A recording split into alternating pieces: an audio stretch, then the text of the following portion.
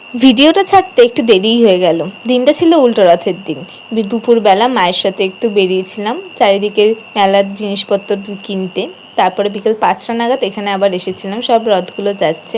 ওইদিকে আরও একটা রথ যাচ্ছে, ছোট্ট রথ, যেটা চলেই গেছে বলতে গেলে। আর এটা এবারে আমার প্রথম সৌভাগ্য হলো এই কাঁধে তোলা রথটা দেখার। কারণ এই কাঁধে তোলা রথটা এত বছর আমি একবারও দেখিনি।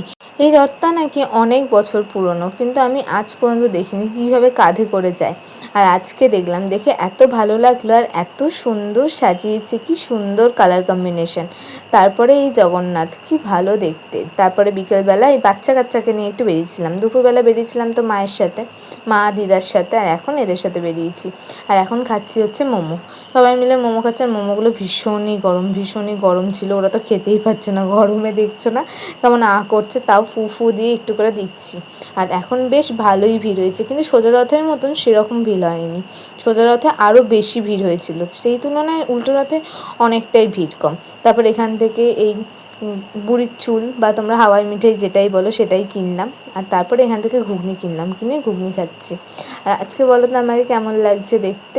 আর এত গরম করছিল যে লাস্টে আইসক্রিম খেয়েছি বসে বসে, কারণ এত গরম করছে। আর একটা ফাঁকা জায়গায় দাঁড়িয়ে খাচ্ছি, কারণ এদেরকে নিয়ে গেছি কুচি কাচাগুলোকে। হারিয়ে গেলেই গেল, কারণ এদেরকে নিয়ে যাচ্ছি বলে কথা। আর এরা এত ভিড়, কখন হারিয়ে যাবে বুঝতেও পারবো না।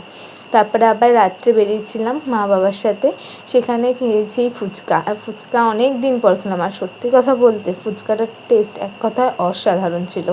আমার দারুণ লাগলো। হয়তো এতদিন পর ফুচকাটা খেয়েছি বলেই ভালো লাগলো। আর সাথে মাকেও দিচ্ছিলাম ফুচকাটা, যে মা খাও, খেয়ে দেখো যে কেমন লাগলো খেতে। মাও খেয়ে বললো যে খুব সুন্দর হয়েছে ফুচকা।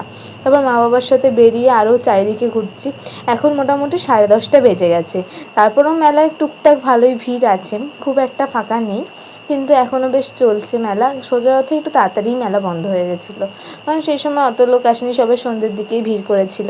আর এখন বাজে হচ্ছে 11টা 10। এখন যাচ্ছি হচ্ছে বিরিয়ানি কিনতে।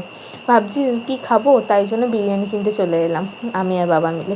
কিন্তু কপাল দেখো 11টা 10 আর কোন বিরিয়ানির দোকান খোলা থাকবে। তাই বিরিয়ানি শেষ পর্যন্ত না পেয়ে আমি আর বাবা মিলে একটা দোকানে এসে দাঁড়িয়েছি, যেখানে পিৎজা পাওয়া যায়, তারপর বার্গার পাওয়া যায়, স্যান্ডউইচ পাওয়া যায়। আর এখান থেকে স্যান্ডউইচ কোনো দিন খাইনি, তাই একটা স্যান্ডউইচ অর্ডার দিলাম।